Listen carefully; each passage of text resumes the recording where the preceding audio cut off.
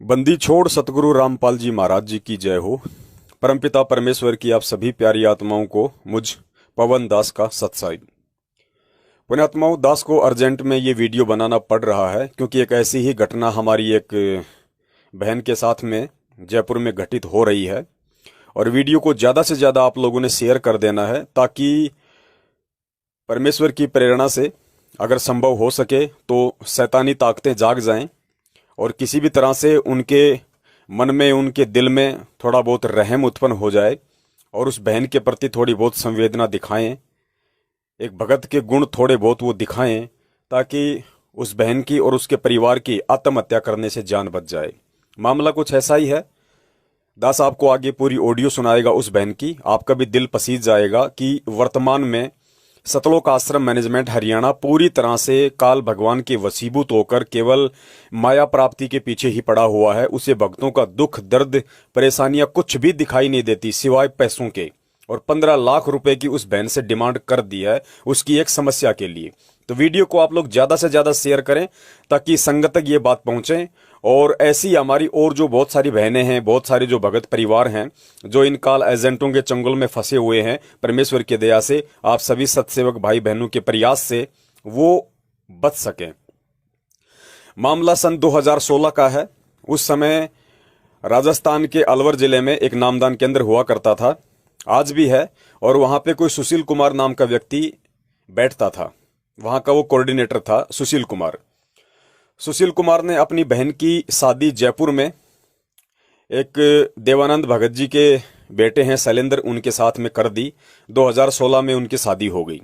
शादी के कुछ ही समय बाद में अलवर के भक्तों ने सुशील कुमार, वहां का जो कोऑर्डिनेटर है, उसके ऊपर ये आरोप लगाते हुए मैनेजमेंट के पास में एक अर्जी भेज दी कि सुशील कुमार को यहां से हटाया जाए क्योंकि ये रात को लड़की लेके आता है और जब हम इसका विरोध करते हैं तो ये भक्तों के साथ में गाली गलौज करता है, मारपीट करता है। मुझे नहीं पता इस घटना में कितनी सच्चाई है, लेकिन ये अलवर के भक्तों ने खुद अपने हस्ताक्षर करके और सतलोक आश्रम मैनेजमेंट हरियाणा के पास में भेजा था उसको चेंज करने के लिए। तो जब ये सारी बातें हुई उसके बाद में अब जो हस्ताक्षर जो किए थे वो जयपुर से उसने अपनी बहन की शादी की थी, उन लोगों ने भी हस्ताक्षर करके मैनेजमेंट को भेज दिए थे अलवर के भक्तों के कहने पे। तो सुशील कुमार जो कोऑर्डिनेटर था उसने क्या किया, वो जयपुर में गया अपनी बहन के ससुराल वालों के वहां और ये कहकर कि भाई मेरी बहन का एक बीए का पेपर बाकी है, इसको आप मेरे साथ अलवर भेज दो। वो अपनी बहन को परीक्षा देने की कहकर वापस अलवर ले आया। 15-20 दिन होने के बाद में जयपुर वाले भक्तों ने यानी ससुराल पक्ष ने उनसे कहा कि भाई अब तो उसका पेपर हो गया होगा, आप उन्हें जयपुर भिजवा दीजिए। तो सुशील कुमार ने कहा कि आप लोगों को आके लेके जाना पड़ेगा और मेरे घर आने की जरूरत नहीं है, आपको अलवर नामदान केंद्र पर ही आना पड़ेगा। जयपुर वाले भगत वहां गए, लेकिन वहां जाने के बाद में सुशील कुमार ने उनको मतलब नहीं भेजा, अपनी बहन को जयपुर उसके ससुराल में नहीं भेजा और उल्टा अपनी बहन की सास, ससुर, देवर, इन सब के खिलाफ 4-5 धाराएं एफआईआर उन्होंने करवा दी। कुछ दहेज की, कुछ मारपीट की, कुछ प्रताड़ना की, कुछ ऐसी उसने एफआईआर लिखवा दी और जयपुर वाले भगत वापस जयपुर लौट आए। मामला काफी समय बीत गया, आज भी अलवर की कोर्ट में मामला ट्रायल है।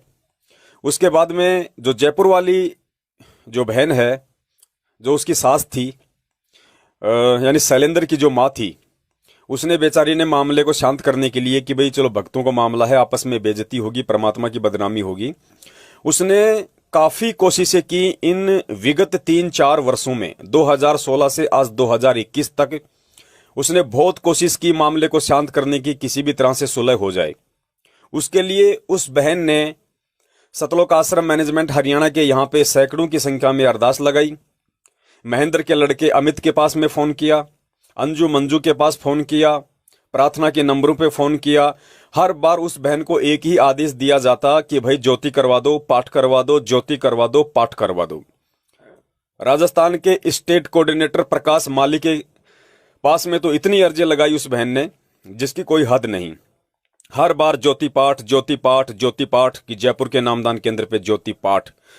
और पुण्यात्माओं, आज मामला यहां तक आ गया कि बहन को अपनी ऑडियो बनानी पड़ी किसी भगत भाई के साथ में। वो उस बहन का रो रो के ये कहना है कि भगत जी, अगर ये परमात्मा का ज्ञान अगर मेरे पास नहीं होता तो मैं कब की इस भक्ति मार्ग को छोड़ चुकी होती। इन भक्तों के आचरण को देखते हुए, इस मैनेजमेंट के कुकर्मों को देखते हुए, इनके आचरणों को देखते हुए रो रो के वो बहन अपनी व्यथा बयान कर रही है कि आप जयपुर नामदान केंद्र का, जहां के प्रहलाद जी जहां के नामदान संचालक हैं, वो कह रही है कि जयपुर नामदान केंद्र पे जाके भगत जी आप वहां का रजिस्टर देख लीजिए, 1 लाख से ऊपर का तो मैं पाठ पाठ करवा चुकी हूं, ज्योति की तो कोई गिनती नहीं है। 1 लाख से ऊपर का, और मैं तंग आ चुकी हूं पाठ करवा करवा के। अब मेरा विश्वास उठने लगा है और मेरी स्थिति यहां तक आ गई है कि मैं कब आत्महत्या कर लूं मुझे कुछ नहीं पता। हम लोग बिल्कुल रोड पे आ चुके हैं, दाने दाने को मोहताज हो चुके हैं। और अंत में जब मैंने रो रो के गुरुजी के परिवार के पास अरदास लगाई तो गुरुजी के परिवार ने कहा कि हम मामले को शांत कर देंगे, हम आपका आपस में सुलह करवा देंगे, लेकिन इस एवज में आपको 15 लाख रुपए देने पड़ेंगे।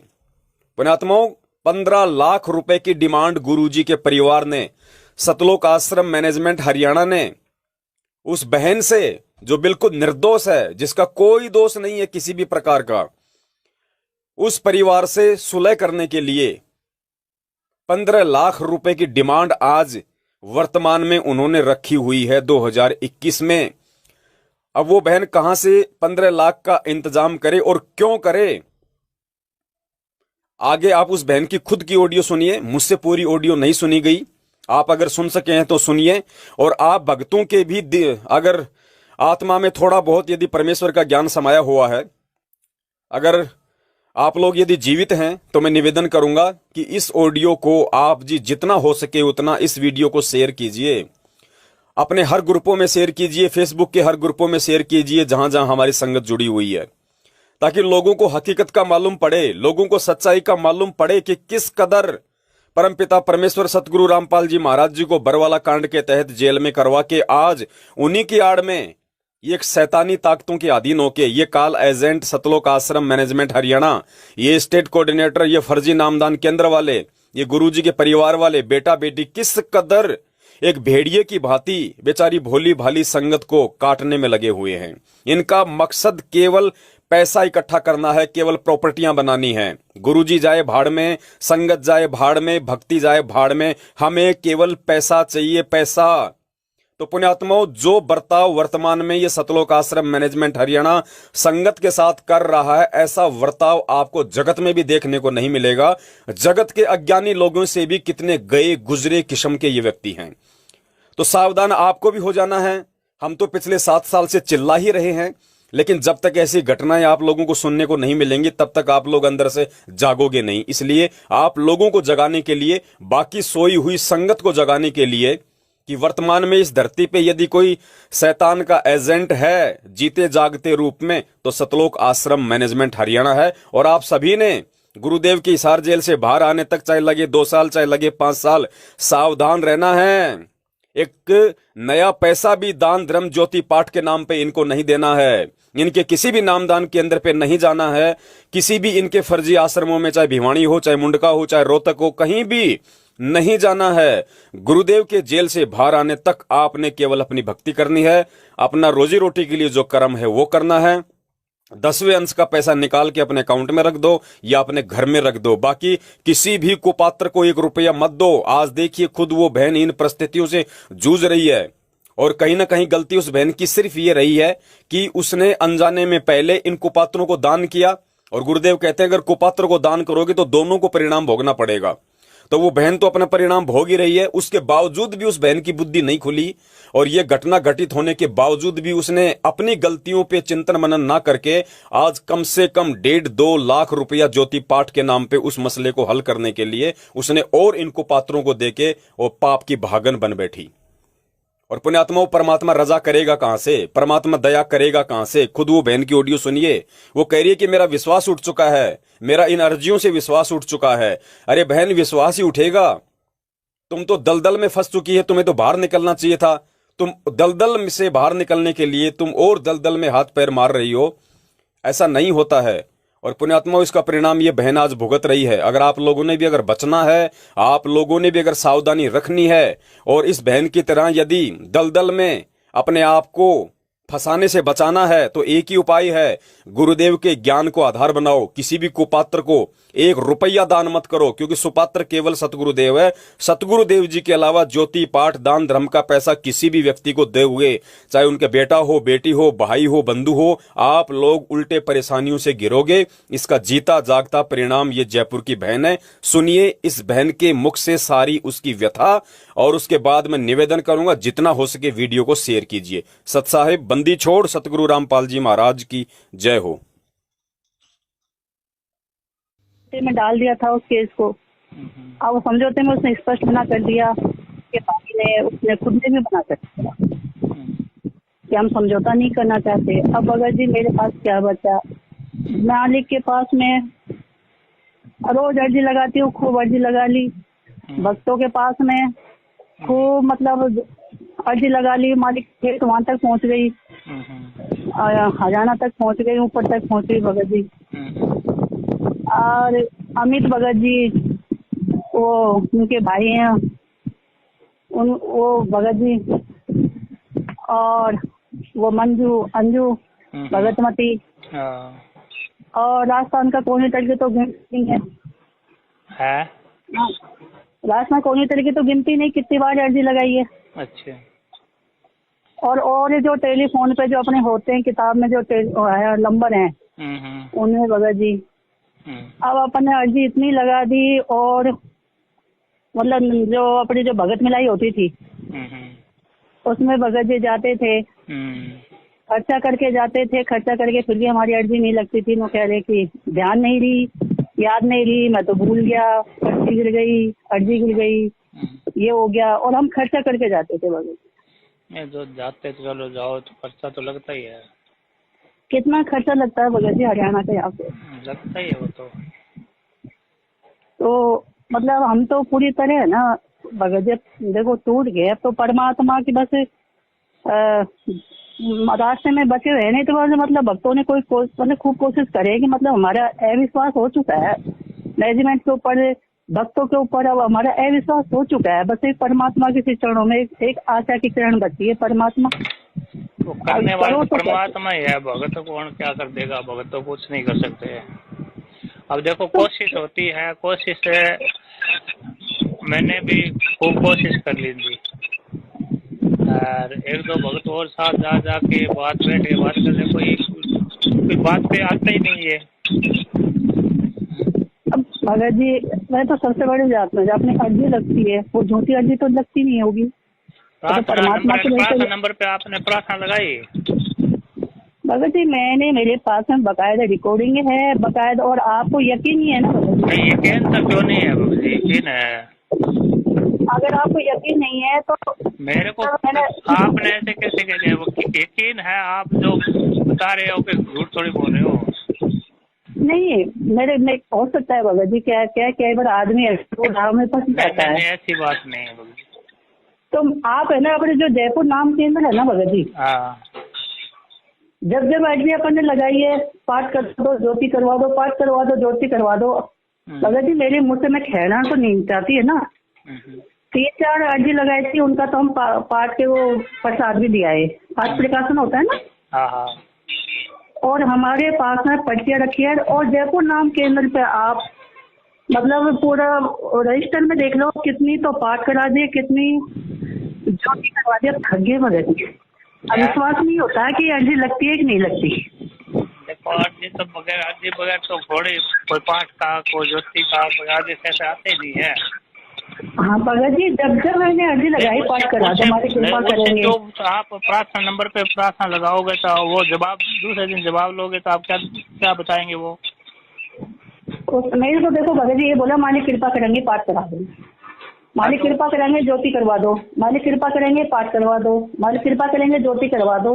अपने जयपुर नाम केंद्र पे बकायदा रजिस्टर में आप देख सकते हो कितने पाठ हो गए, कितनी ज्योतियाँ हो गई है। अब मैं बस थक गई पूरी तरह, मतलब हमको तो हम तो बचे हुए हैं भगत जी, नहीं तो भक्तों ने मैनेजमेंट वो मेरे मुंह से नहीं कहना चाहती भगत जी, मुझे माफ करना, परमात्मा मुझे माफ करे। हमको मरने के लिए मजबूर कर दिया इन लोगों ने, हम तो बस बच रहे हैं बस। किस तरह से मजबूर किया है भगत जी, इस तरह से मतलब हमको हंसे हमारे ऊपर भगत, हंसे भगत जी। तो जैर की घूट पी के हम यहाँ बैठे हैं और भगत कह रहे पैसा देना पड़ेगा और आपको देना पड़ेगा, पैसा लेना बताया वो 15 लाख रुपया भगत जी, 15 लाख रुपया। अच्छा 15 लाख रुपया कह के गए भगत बकाया था।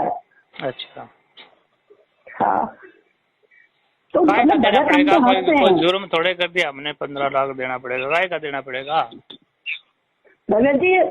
मैं मेरे मुंह से नहीं कहना चाहती, इसको लाखन से तो ऊपर तो पार्ट हो गया। ज्योति की अलग, ज्योति की गिनती आप है ना, नाम के पर बकाया है, रजिस्टर में एंट्री है। अगर एक ही मतलब मैं झूठ बोलती हूँ, मेरे पास पर्चियां हैं, अगर वो वहाँ पे झूठ बोलते हैं ना तो भगत जी मेरे पास पर्ची है, बोलेंगे मेरे पास पर्चियां है 4-5 का मैं पावर ले आई हूँ। तो वो प्रसाद आता है, एक बार तो मतलब 2-3 बार तो मुंडका से लेके आई थी, 2 बार मैं भिवानी से लेके आई हूँ।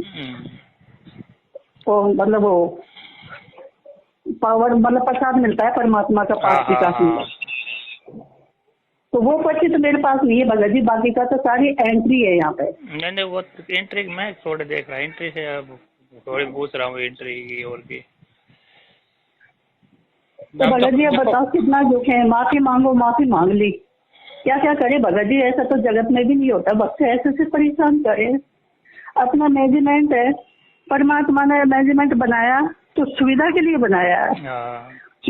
तो ये थोड़ी है कि भक्तों को ऐसी सुविधा कर दो, उनको आत्महत्या करने के लिए मजबूर कर दो, ये कैसा मैनेजमेंट बनाया है? आज मेरा बच्चा है जो घर से निकल गया, सारे भगत हंसते हैं, क्यों हंसते भगत है? भगतों को तो साथ देना चाहिए। भगत यहाँ से सारी बात पूछ जाते, वहाँ से जवाब नहीं देते वहाँ पे क्या हुआ। अब देखो सब तरह से कोशिश कर ली भगत जी, मैं तो थक गई। दिया जी वो से यूँ बोले कि अर्जी लगा दे, मैं कि दिया जी मैं तो लगा के थक चुकी हूँ, मैं कोई अर्जी नहीं लगाऊंगी अब। और मैं अब भगत जी मैं तो सही कह रही भगत जी, अब मैं है ना भूख, मतलब मैं भूखी रहूंगी परमात्मा के चरणों में जब तक मुझे परमात्मा। अब मैं दिया जी से ये करूँ 10-15 दिन अगर मेरे को परमात्मा की हासिल नहीं आया ना तो मैं परमात्मा के धरने पे बैठ जाऊंगी भूखी। परमात्मा वैसे भी तो मरे हम, फिर भूखी मरूंगी भगत जी, सच में सच्ची कह रही हूँ। मैं अन्न दाना नहीं खाऊंगी, मैं थोड़े मरने देते हैं। मैं भगत जी मैं बैठूंगी, मैं परमात्मा के चरणों में जोर दिला के बैठूंगी वहाँ, जब तक मुझे न्याय नहीं मिलेगा तो परमात्मा मैं अन्न का दाना गिनाई नहीं करूंगी। फिर शायद में सुना सर मैनेजमेंट ने भी अन्याय किया, और जयपुर के भक्तों ने अन्याय किया मेरे साथ में, होने वाले भक्तों ने मेरे साथ अन्याय किया और मुझे हर तरह से लूटा गया वो यदि हर तरह से। मैं हर तरह से परेशान हो रही हूँ, कोर्ट केस में तो कोर्ट केस में परेशान हो रही हूँ, मेरे से परेशान कर रखा। ये कौन सा न्याय है परमात्मा का? मैं परमात्मा के मैं मुँह हड़ताल करूँगी परमात्मा के चरणों में, परमात्मा ग्रहण नहीं करूंगी। मैं दिया जैसे कह दी मैं 20 दिन दे रही हूँ तुझे दिया दी, तो कुछ करे तो 20 दिन के बाद में मैं परमात्मा के चरणों में बैठूंगी। मैं हम ग्रहण नहीं करता, मर जाऊँ, क्योंकि मेरे साथ में अन्याय हुआ है भगत जी, मेरे साथ अन्याय हुआ है भगत जी। मेरा मतलब इतना टेंशन हो रहा था भगत जी, बहुत है ये सारा भगत जी। हम बस बचे हुए हैं भगत जी, सब बचे हुए। हमको सारे जयपुर के बच्चों ने कर रखा है हमारे ऊपर भगत जी। मैं तो जाना छोड़ दिया भगत जी, सत्संग में पुस्तक सेवा में सब जी जाना छोड़ दिया भगत जी। नफरत होती है बच्चों के नाम से भगत जी, मालिक मुझे माफ करना परमात्मा, जो नफरत होती है मैनेजमेंट के नाम से, मुझे नफरत होती है बच्चों के नाम से। इससे बड़ा तो जगत अच्छा है भगत जी, जगत अच्छा है भगत जी, जो जगत कम से कम न्याय तो करता है, सच तो बोलता है कम से कम। भगत जी बहुत गलत है, भगत जी बहुत गलत हो रहा है, भगत जी बहुत गलत हो रहा है। ये सरासर अन्याय है भगत जी। मैं बात करता हूँ मैनेजमेंट से, मैं बात करता हूँ भगत जी। आप बकायदा मैं ना आपसे अब तक जो भी बोले बना, आपसे नहीं हर भक्तों से जहाँ भी बोला 16 आना सच बोला है भगत जी। नियम पे, परमात्मा के एक एक नियम पे चल रही हूँ मगर जी। क्यों हमारा सुल्तान हो जाए परमात्मा? हमने उसको जाने के लिए मना नहीं किया परमात्मा, हमने उस बेटी को दुख ना दिया परमात्मा, हमने कुछ लिया नहीं परमात्मा, हमने कुछ नहीं किया, वो नीत जात पात कुछ नहीं देखा परमात्मा। अंत विश्वास हो के आपके तीस चरणों में आपके नियम का फॉलो किया परमात्मा। गुनाह कर दिया क्या? पता नहीं है दिया जी ने भी कौन सा जन्म का बदला लिया, पता नहीं है। दिया जी से मैंने बोल दिया जी हाँ मैंने चुपचाप बैठे हो। आज मैं कितनी परेशान हो रही हूँ, कितनी रो रही हूँ, कितनी तड़प रही हूँ, तो को तो मेरा दुख नजर आना चाहिए ना, किसी को नजर आया नहीं है। कितने परेशान हो रहे हो मगर जी। केस में देखो पैसा लगता है, ये तो ना लेकिन उसके केस हो जाता है मगर जी। हाँ हाँ पैसे बगैर केस में और क्या कोई आमदन थोड़ी होती है। और क्या मगर जी मैं फिर भी परमात्मा आप हो, कोई बात नहीं परमात्मा खेले जैसे जो जो खेते जा रहे मैं करती जा रही हूँ, कोई बात नहीं परमात्मा। फिर कह रहे 15 लाख रुपया मगर जी, 15 लाख रुपया मैं क्या अपने आपको बेच रही हूँ है, मेरे बच्चों को बेच रही हूँ मैं वो दूँ इसको 15 लाख रुपया। किस बात का मगर जी, किस बात का दूँ मैं, काम करना करूँ मैं? ठीक है मैं बात करूँ, अभी बात करूँ नामदान से बात करूँ, क्या चक्कर है, क्यों ये सहायता क्यों नहीं करे, अभी बात करूँ। मगर जी अन्याय हुआ है मगर, अन्याय हो रहा है वास्तव में। मगर जी बच्चे परमात्मा हम तेरे आधार पर बैठे बच्चा नहीं परमात्मा ऐसे भगत तो भगवान परमात्मा कभी मत हो ऐसे भक्तों से परमात्मा हमको तो हाथ की भक्ति नहीं चाहिए। पूरा मेरी पेट मगर जी मैं वहां तक हो गया आगे में शाम तक जाओ, मैं दिल्ली वाले के से बात करनी, मैं वहाँ पे फरीदाबाद मैं सब्जी को है मगर जी, सब्जी को है मैं आपको नाम बता दूंगी, एड्रेस बता दूंगी सब्जी को मगर जी। मैं करूँ बात। ठीक है मगर जी माफ करना मगर जी, कोई गलती हो गई हो तो मुझे माफ करना बहुत दुख है मगर जी, मेरे बच्चे बहुत परेशान हो रहे हैं। परेशान है सभी परेशान है, आप भी परेशान हो वो भी। ठीक है अभी बात हम मगर जी हम एक टाइम खाना खा रहे टेंशन के मारे एक टाइम, और अब हमारे बच्चे ये कह रहे हैं कि परमात्मा तो न्याय क्यों नहीं करता, उनके अंदर एहसास पैदा होता जा रहा है परमात्मा। मगर जी मैं नहीं चाहती मेरा परिवार बड़े मुश्किल से परमात्मा के चरणों में जुड़ा, मैं नहीं चाहती परमात्मा के चरणों से हम छूटे। परमात्मा दया कर ले दाता, आप तो 3-4 साल हो गए मगर जी। अभी करता हूं बात करके फिर आपको ठीक है मगर जी, सच मगर जी माफ करना, कोई गलती हो गई मुझसे तो गलत बोल दो बोलो। ठीक है मगर जी। ठीक सच्चा